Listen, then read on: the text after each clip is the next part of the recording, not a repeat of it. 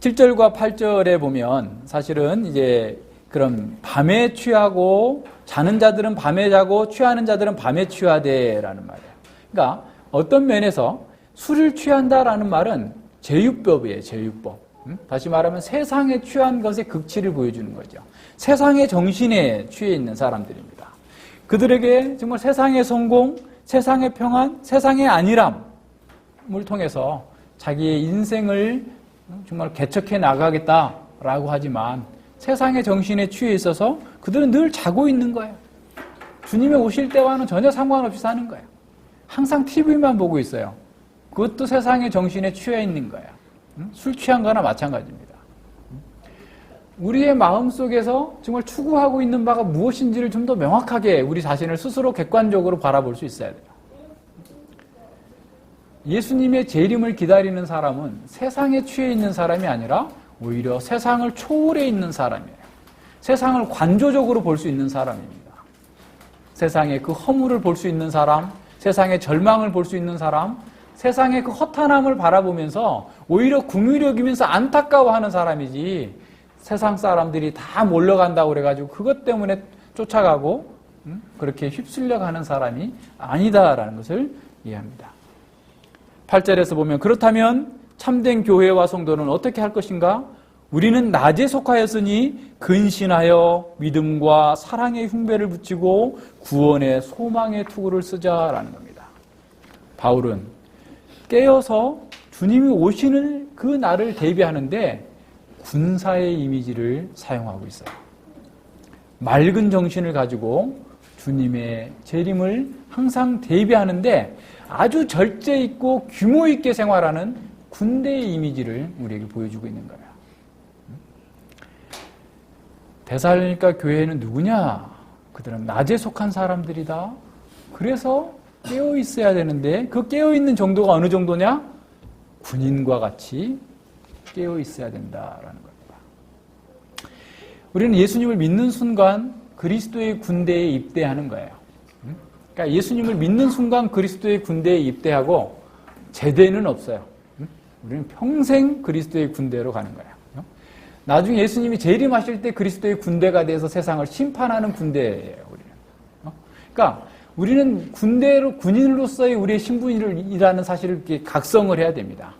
근데 군인이라고 생각하지 않고 환자라고 생각하는 사람이 있어요. 나는 연약해서 맨날 누가 나를 동정해 주기를 바라고 날 자기를 이렇게 위해 주기를 바라고 그냥 이렇게 사는 거예요. 근데 우리는 예수님을 믿는 그 순간에 그리스도의 군인이에요. 그러니까 우리가 그리스도의 군대라는 말은 무슨 말이냐면 우리가 어떻게 행동하느냐에 따라서 그리스도의 명예가 달려있는 거예요. 내가 잘못되게 행동을 해서 잘못되게 다른 사람들에게 비춰진다면 우리의 대장이신 그리스도의 명예가 훼손되는 겁니다. 우리를 통하여서. 그래서 우리가 그리스도의 군대다라고 하는 것은 믿음과 사랑의 흉배를 붙이고 구원의 소망의 투구를 쓰자라고 그랬는데 사실 이것은 이제 그 이사야 59장에 나타난 하나님께서 거룩한 전사로서 이 땅에 오셔서 그 악한 세력들을 이기고 우리에게 구원을 주시고자 하는 그런 이미지에서 가져온 거야. 자, 그 이미지가 오늘 우리에게 이제는 그리스도인이 된 성도들이 하나님의 군대, 그리스도의 군대가 되어서 믿음과 소망의 흉배를 붙이고 가슴마개를 붙이고 소망의 구원의 투구를 쓰고 나가서 싸우는데 이 호신적인 어떤 이 갑옷은 싸우는 전진하는 사람에게는 막아줄 수 있지만 뒤로 도망가는 사람에게는 막아줄 수가 없어요. 그러니까 내가 이미 그리스도인이 된 이상 이 전쟁에서 피할 수 없어요. 죽든지 살든지 그 전쟁터에서 죽어야 되는 거야. 도망가면 우리를 지켜줄 수 없어요. 그래서 이런 면에서 우리가 그리스도의 군대로서 깨어 있어야 되는데 그냥 깨어 있는 게 아니라 무장하고 깨어 있어야 되는 거예요. 무장하고. 무장하지 않고 깨어 있는 것은 그 자체로서 군인으로서 힘을 발휘할 수 없어요. 완전 군장을 하고 완전한 장비를 갖고 나가야 군인으로서 어떤 역할을 하지. 장비도 없이 나가가지고 총도 없이 나가서 뭘 싸우겠어요? 할 수 없는 거죠. 그러니까 그것처럼 우리가 무장되어 있어야 된다라는 거예요. 깨어 있다라는 것은 정신을 차리고 무장되어 있어야 되는 거예요. 이 세상의 악한 그 영향력들이 계속해서 몰려와요. 그래서 그것들에 대해서 이렇게 무방비 상태로 있으면, 무장하지 않으면 우리도 이렇게 먹히게 되는 겁니다. 정신을 차리고 무장해 있다라는 것은 우리가 세 가지로 생각해 볼 수 있어요. 첫 번째는 분명하게 우리 자신의 정체성을 이해해야 돼요. 나는 그리스도의 군대다.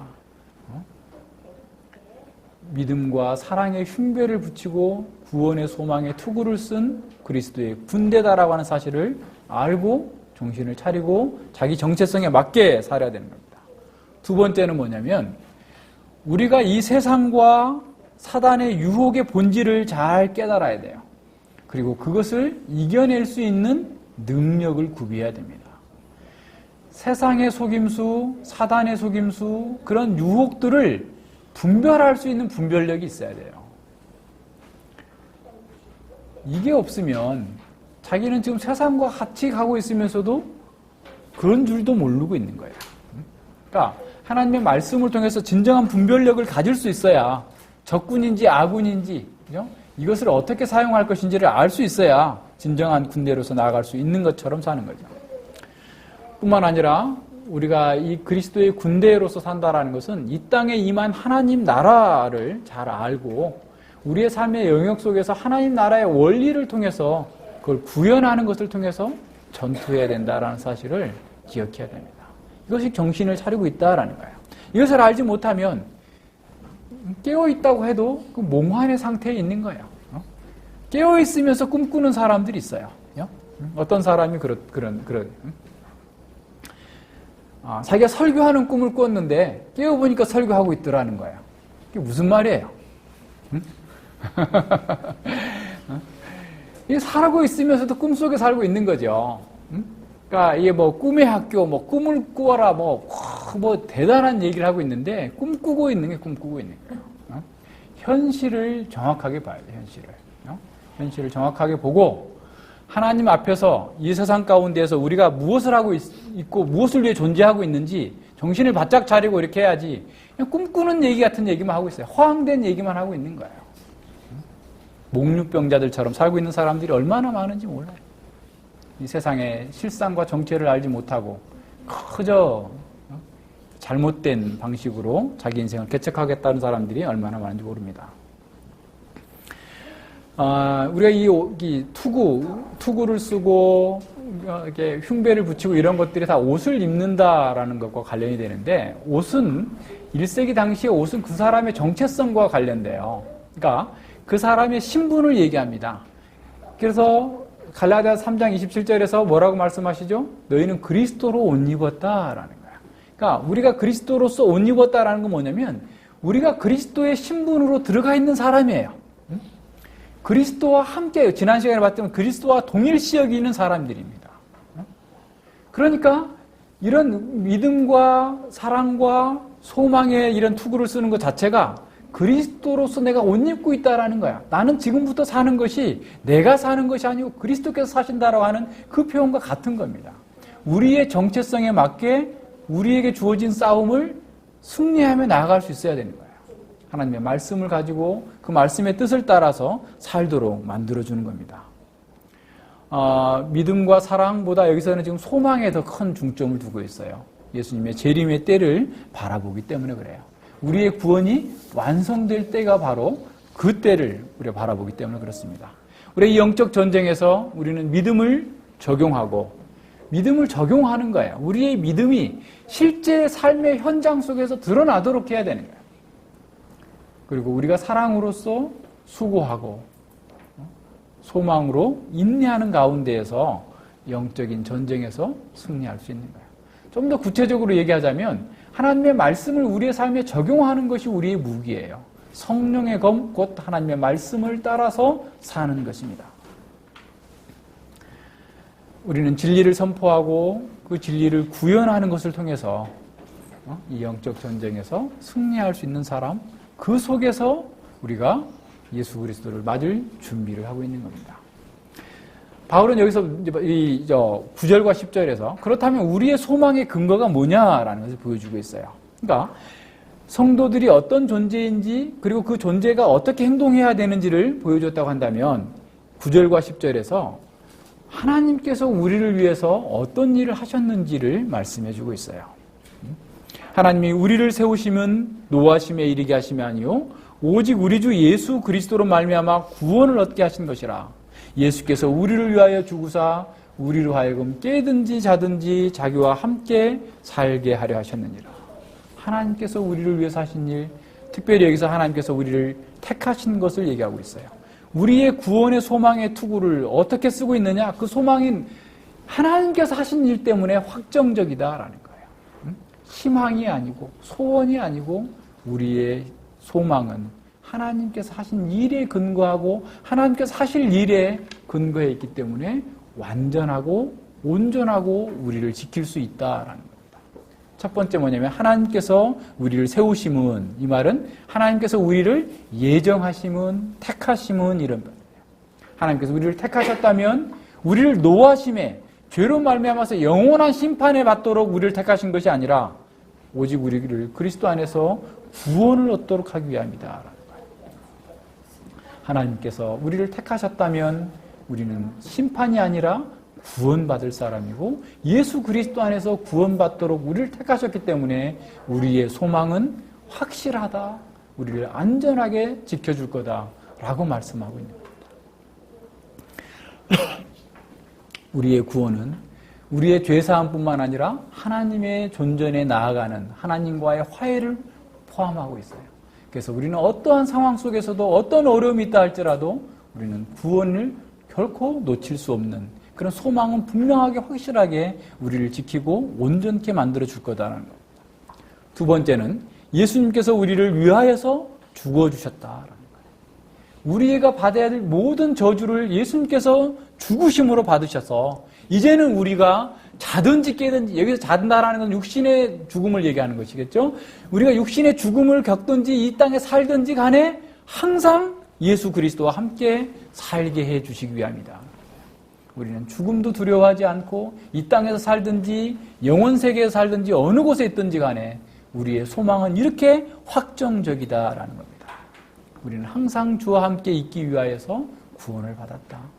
이러한 소망의 투구를 쓰고 어떤 어려움이 있다 할지라도 우리는 깨어서 영적 전쟁에서 승리할 수 있어야 된다는 거예요.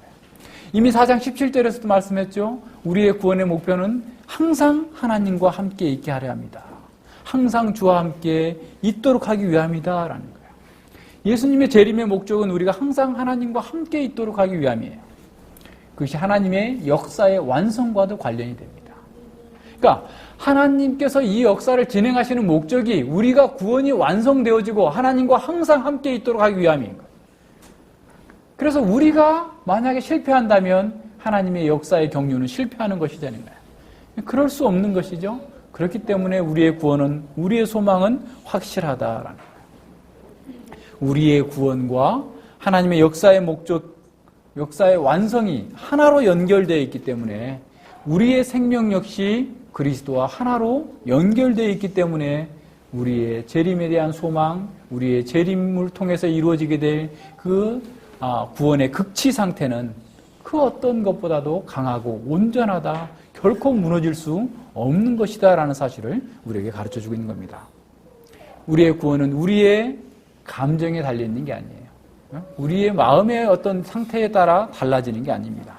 성삼위 하나님께서 이루어주신 이 구속의 놀라운 일들 속에 굳건히 매여 있기 때문에 우리의 소망은 견고하고 확실한 것입니다.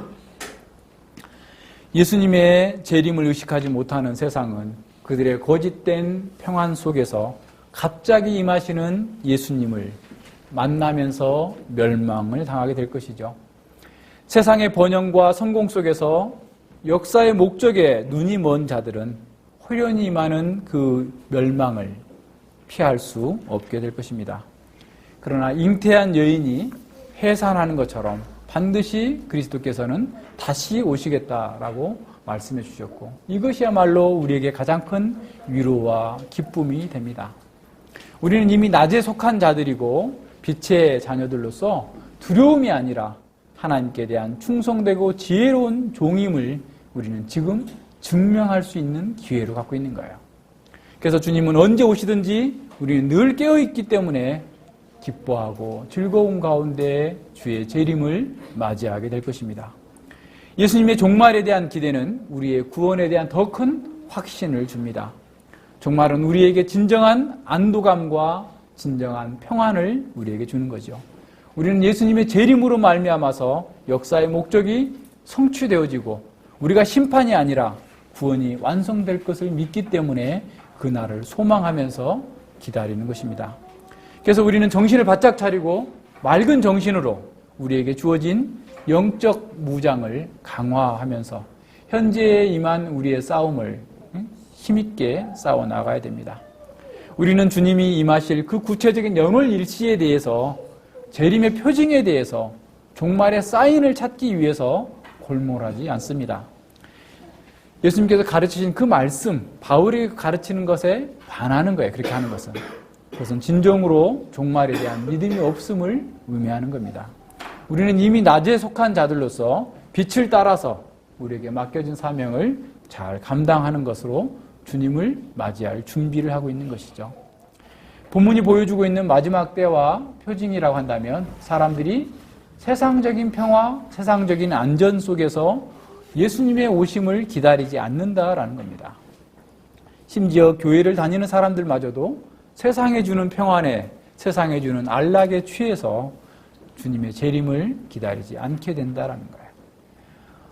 이 구체적인 내용들은 이제 그 표징에 대해서는 데살로니가 후서 그 1장과 2장을 다룰 때 좀 더 다루도록 하겠습니다. 종합적으로 성경 전체에 나타난 시대의 표적, 또 예수님의 재림의 직전에 있을 일들과 관련해서는 그때 다루도록 하겠습니다. 우리는 그래서 세상 사람들과 같이 또 단지파에게 학살당한 나이스 사람들처럼 이 세상의 평안과 이 세상에서의 어떤 안심 인명을 추구하는 것이 우리의 삶의 목표가 되어서는 안 되는 거예요. 우리의 삶의 목표는 하나님의 나라와 하나님의 의를 구하는 것이어야 돼요. 이것이 종말을 사는 사람들의 삶의 목표입니다. 개혁교회는 역사의 목적과 방향에 대한 바른 인식 속에서 이 시대의 독특한 성격을 파악해야 됩니다. 그래서 그 역사의 성격을 통찰하고 우리 현재 이 역사에서 드러나고 있는 수많은 도전들에 대해서 정확하게 응답할 수 있는 그런 사명을 수행해야 됩니다. 이것이 종말의 실존을 인식한 교회의 각성인 것이죠. 이러한 각성을 한 교회는 그리스도의 지체들이 서로 하나로 연합되어 있어야 돼요. 그래서 11절에 말씀하시는 겁니다. 그러므로 피차 권면하고 피차 덕을 세우기를 너희가 하는 것 같이 하라라는 겁니다. 종말의 실존에 서 있는 교회가 해야 할 최우선적인 일은 뭐냐면 피차 서로 권면하고 피차 서로 덕을 세우기를 힘쓰라라는 겁니다. 교회는 이 타락한 세상 속에서 믿음과 사랑과 소망으로 서로를 권면해주고 세워주는 공동체입니다. 이는 교회가 살아계신 하나님의 성전임을 기억하고 성전을 건축하기 위해서 건물들이 서로 막 올라가는 것처럼 교회 공동체가 믿음과 사랑과 또 이런 소망으로 서로를 세워주고 올려주는 그런 삶을 살아야 된다라는 거예요. 덕을 세우라라는 말은 공동체 전체의 유익을 끼치라라는, 교회를 세우라고 하는 그런 관용적인 그런 표현입니다. 교회를 서로 함께 세우는 것은 교회 전체와 각 지체들이 서로 믿음으로, 서로 사랑으로, 서로 소망 가운데에서 인내하면서 서로 봉사하고 섬기는 것을 통해서 이루어져 나가는 것이죠. 이 세상 풍조를 거스르면서 맞으면서 나아가는 겁니다. 교회의 의식을 가지고, 교회가 한 지체라는 의식을 갖고 교회 전체의 유익을 위해서 봉사하는 것, 이것이 교회가 이 시대의 종말의 때를 사는 그 삶의 방식인 겁니다. 서로라는 말, 피차라는 말은 사실은 이 개혁교회가 상호 목회의 원리로 받는 그런 말씀입니다. 그리스도인들은 서로를 세워주기 위한 그런 사람들이라는 사실을 인식해야 됩니다. 서로를 지원해주고, 서로를 돌봐주고, 서로 격려하고, 서로 위로하는 것, 서로를 세워주는 것이 목사의 책임만이 아니라 모든 성도의 책임이다라는 것을 인식하는 거죠. 이는 데살로니가 교회가 이미 잘 하고 있었어요. 너희가 하는 것 같이 하라라는 거예요. 더 열심히 하라라는 겁니다. 이것이 진정한 교회의 모습입니다. 교회가 뭐 수천 명 되면 교회가 아니다라고 하면 그게 무슨 말입니까? 라고 얘기할 수 있지만 이걸 할 수가 없기 때문에 그래요. 성도의 교통이 이루어지지 않아요. 성도의 교통이 없는 교회는 교회가 아니에요. 진정한 교회는 모든 성도가 하나의 지체로서 이 일을 해 나가는 거예요. 그런 면에서 하는 겁니다. 오해하지 마시기 바라고요. 그러니까 이런 면에서 성도가 서로 세워주는 일이 있어야만 진정한 교회적 삶이 이루어지게 되는 거예요. 서로 사랑이라고 하는 특징을 가지고 있지 않다면 어떤 공동체도 기독교적인 공동체라고 말할 수 없습니다. 반면에 어떤 공동체도 더 많이 하라라는 권면을 듣지 않아도 될 만큼 사랑의 낙원으로 이루어져 있는 그런 공동체는 현재 이 세상에는 없죠. 늘 부족한 것을 인식하면서 계속해서 그렇게 해나가야 됩니다. 자, 그렇다면 우리는 어떻게 서로 위로하고 서로 권면하고 서로 덕을 세울 것인가? 단지 정적으로 어떤 사람이 얘기해 주는 것에 이해해 주고 그들의 말하는 것에 그냥 동정해 주고 그렇게 하는 것이 세워주는 것인가? 아니면 어떤 어설픈 세상 지식을 가지고 또는 상담 심리학을 가지고 사람들을 위로해 주는 것이 그들을 세워주는 것인가? 결코 그것만은 되지 않습니다. 그런 것들로는 결코 교회의 덕을 세울 수 없습니다. 4장 18절에서 말씀하고 있는 것처럼 이 여러 말로 서로 위로하라라는 거예요. 다시 한번 생각해 봅시다. 그리스도인의 문제는 전에도 말씀드린 것처럼 신학적인 문제예요. 모든 것이 신학적인 문제입니다. 영적인 문제예요. 그리스도인에게는. 그렇다면 형제 자매를 돕는다, 세워준다라는 것도 근본적으로 신학적인 일이 돼야 되는 겁니다.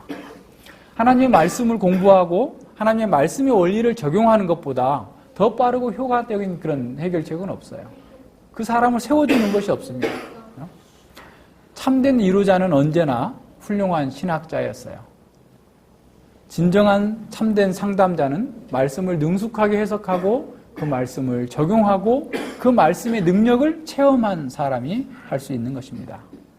바로 우리는 이러한 방식으로 서로를 세워주는 거예요. 물론 필요하다면 때로는 금전적인 도움도 주고 어떤 육신적인 도움도 얼마든지 주는 거죠. 그러나 근본적인 문제는 어떤 거예요? 그 사람의 말씀으로 세워주는 겁니다. 그 말씀으로 그 사람이 해석하지 못하고 있다면 그분의 상황을 말씀으로 해석해주고 그리고 그 말씀을 적용함으로써 그 말씀 안에서 이루어져 갈 수 있도록 세워져 나가는 거예요. 신학은 신학교에서 하는 게 아니고 교회에서 하는 거예요. 신학이라는 말은 데올로기아라는 말이에요. 그러니까 하나님을 말한다라는 거예요. 하나님을 말하는 것, 하나님께서 원하시는 것, 하나님이 어떤 분이신지를 아는 것, 배우는 거예요. 그것은 교회에서 설교를 통해서 공부를 통하여서 배우는 거예요. 그래서 우리는 모두가 다 신학자가 되어야 다른 사람을 도울 수 있어요. 우리는 모두 신학하는 사람이에요. 그래서 우리 자신의 문제를 온전하게 말씀으로 해석하고 적용할 뿐만 아니라 우리 주변에 있는 옆에 있는 형제에게 진정으로 말씀의 원리를 적용해서 그가 그 문제를 해결받고 그 속에서 진정한 자유를 누리고 교회적 사명, 종말론적 삶을 살아갈 수 있도록 도와주는 겁니다. 마태복음 25장에 보면 정말 무서운 비유가 있어요. 첫 번째 비유인데 그게 뭐냐면 열처녀 비유예요. 슬기로운 5처녀와 미련한 5처녀가 나오죠. 그런데요, 슬기로운 처녀와 미련한 처녀의 삶을 잘 살펴보면 10가지 중에서 9가지는 똑같아요. 단 한 가지만 다릅니다. 그들은 동일하게 신부의 복장을 했어요. 그들은 동일하게 신랑을 기다렸습니다. 그들은 간절한 소망으로 신랑을 기다렸다는 점에서도 동일해요. 그들은 모두 신랑이 오실 그 성문 밖에서 동일한 장소에서 있었다는 것도 동일합니다. 그들은 모두 등을 가졌습니다. 그들은 모두 등불을 켜고 있었어요. 그리고 늦은 밤 시간까지 기다린 것도 동일해요. 그들은 신랑이 더디 오는 그런 상황 속에서도 함께 견뎠다는 점에서도 동일해요. 그리고 그들이 밤중에 신랑을 맞으러 나오라라고 하는 초청의 소리를 들은 것까지도 동일합니다. 그런데 어디에서 문제가 있었어요? 어리석은 자들은 기름을 준비하지 않았다라는 겁니다.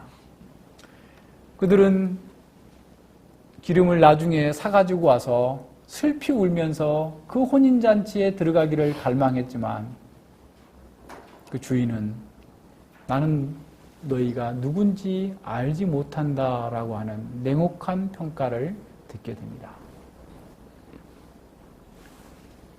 모든 면에서 비슷했는데 기름을 준비하지 않았어요. 등불이 꺼져가고 있는 그런 상황 속에서 슬기로운 처녀는 충분한 기름을 준비하고 있었던 거죠. 아마도 슬기로운 처녀는 어리석은 처녀에게 지금 기름을 준비해야 된다, 미리 준비해야 된다 라고 하면서 피차 권면하고 피차 덕을 세워주는 일들을 열심히 했을 거예요. 그 말을 듣고 준비한 종말의 때를 산 사람들은 슬기로운 처녀와 같이 예수님이 오시는 것이 정말 그 평생 소원, 그 종말의 잔치에 참여하는 놀라운 복을 누리게 되었겠지만 평소에도 계속해서 성경 공부해야 됩니다. 성경의 교리를 적용해야 됩니다. 당신의 문제는 건강의 문제가 아니라 당신의 문제는 경제적인 문제가 아니라 영적인 문제입니다. 라고 하면서 계속해서 권면을 드렸음에도 불구하고 자기 방식대로 살고 세상에 취해서 TV 보느라 게임하느라 말씀 공부하지 않고 산 사람들은 교회는 나왔고 동일한 장소에서 예배를 드렸고 동일하게 예수님 오실 것을 기다리고 갈망했지만 그 혼인잔치에 참여하지 못하는 안타까움을 우리에게 보여주고 있는 거예요. 예수님께서 그래서 그런즉 깨어있으라 너희는 그 날과 그 시를 알지 못함이라 라고 말씀하고 있습니다. 이것은 우리에게 정말 두려운 경고가 아닐 수 없어요. 우리가 종말의 근거에서 삶을 산다라고 하는 것은 지금 현재 우리의 삶의 가장 중요한 방식을 결정하는 겁니다. 예수님이 언제 오실지가 중요한 게 아니라 내가 지금 종말에 근거한 예수님이 오실 것을 준비하고 있는 삶을 살고 있는 건가? 영적 무장 속에서 하나님께서 원하시는 그 때를 지혜롭고 슬기로운 종처럼 살고 있는가? 이것을 우리에게 분별할 수 있는 지혜를 주는 겁니다. 성경의 모든 교리는 우리의 삶을 온전하게 만들어줍니다. 모든 진리는 경건으로 우리를 이끌고 경건은 범사에 유익합니다. 모든 일에 유익한 거예요. 하나님을 기쁘시게 하는 삶, 그것이 우리의 문제를 푸는 모든 열쇠라는 거예요. 만능 열쇠가 될 수 있어요. 어떤 자리에서 어떤 문제를 만나든지 주께서 기뻐하는 방식으로 그 문제를 바라보고 주께서 기뻐하시는 방식으로 그 문제를 직면하면 우리는 그 문제를 이겨낼 수 있습니다. 주께서 온전히 우리와 함께 하실 날을 소망하면서 정신을 차리고 영적으로 무장하여서 영적인 전투에 우리가 임해야 됩니다. 종말에 관한 교리는 우리가 세상과 타협하지 않고 우리가 누구이고 우리가 무엇을 위해 존재하며 어떻게 살아야 되는지를 분명하게 가르치고 있는 거예요. 다시 오실 우리의 왕 예수 그리스도는 우리를 위하여서 십자가에서 죽으시고 부활하셨습니다. 그리고 하늘 보좌에 계시는 영광의 왕, 만왕의 왕으로 계세요. 그렇기 때문에 우리는 두려워하지 않아야 됩니다. 우리는 이미 승리한 군대에 속한 군사로서 부르심을 받았고 이미 승리한 전쟁에서 마지막 전투를 하고 있는 병사와 같아요. 그래서 비록 현재의 전투가 치열하다 할지라도 서로 권면하고 서로 위로하고 서로 세워주면서 그리스도가 오실 때까지 우리가 함께 승리하도록 기름을 준비하도록 깨어서 신랑 맞이할 준비를 하라라는 겁니다. 이것이 우리 모두에게 있는 책임이에요. 우리 가운데 있는 모든 사람들에게 우리는 서로 권면하고 서로 위로하고 서로 덕을 세우는 일에 그래서 그 우리의 생각, 우리의 방식이 아니라 세상의 방식으로 그런 게 아니라 하나님의 말씀을 가지고 신학적으로 문제를 풀어주고 해결해 줄 수 있는 그런 사람들이 다 되어야 되겠습니다. 기도합니다. 하나님 아버지 감사를 드립니다. 주께서 저희들에게 은혜를 베풀어 주셔서 참으로 주님 오실 때를 기다리는 지혜롭고 충성된 종이 어떻게 살아야 되는지를 다시금 기억하고 그 말씀에 우리 자신을 굴복시키며 나아갈 수 있도록 은혜 주심을 진실로 감사를 드립니다. 이 세상은 어떠하든지 사람들은 이 세상의 것으로 안전하다, 평안하다, 세상에 취해서 살고 있지만 우리는 그런 자리에서 빠져나와서 어둠에 속하지 아니하고 빛의 나라, 그리스도의 나라에 속한 사람들로서 항상 깨어서 영적으로 무장하여서 우리에게 주어진 일에 대하여서 충성되고 온전하게 잘 감당할 수 있도록 슬기로운 처녀와 같이 주님 오실 날을 기다리면서 날마다 매일매일 자기를 부정하고 세상을 부정하고 주님과 함께 동행하기를 더욱더 간절히 소망하면서 열망하면서 주님 오실 날을 준비하는 저희들 모두가 되어줄 수 있도록 함께하여 주시옵소서. 감사드리며 예수님 이름으로 기도드립니다. 아멘.